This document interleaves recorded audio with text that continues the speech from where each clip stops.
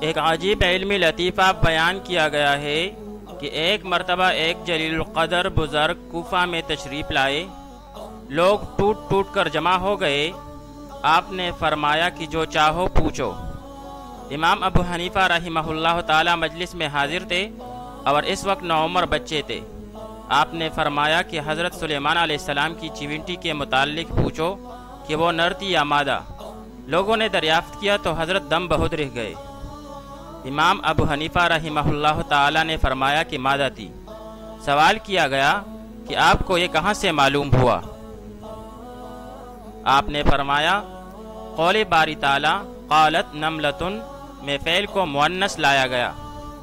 اگر چیونٹی نر ہوتی تو قال نملتن کہا جاتا، اس لیے کہ نملتن کا اطلاق بوجہ تانیث لفظی حمامتن و شاتن کی طرح نر اور مادہ دونوں پر ہوتا ہے۔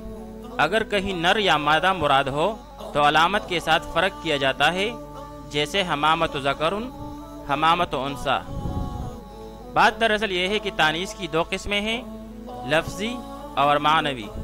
تانیثی لفظی میں فعل کے ساتھ فاعل میں علامت تانیث کے لحوق کا بالکل اعتبار نہیں ہوتا، اس لیے طلحتو اور حمزتو علم مذکر ہونے کی حالت میں بھی قامت طلحتو و حمزتو جائز نہیں۔ معلوم ہوا کہ قالت نملتن میں جب فعل کو مؤنث لایا گیا وہ تانیث معنوی کی وجہ سے ہے۔ بہرحال بزرگ اس مسئلے کے بارے میں متحیر اور دم بہت رہ گئے۔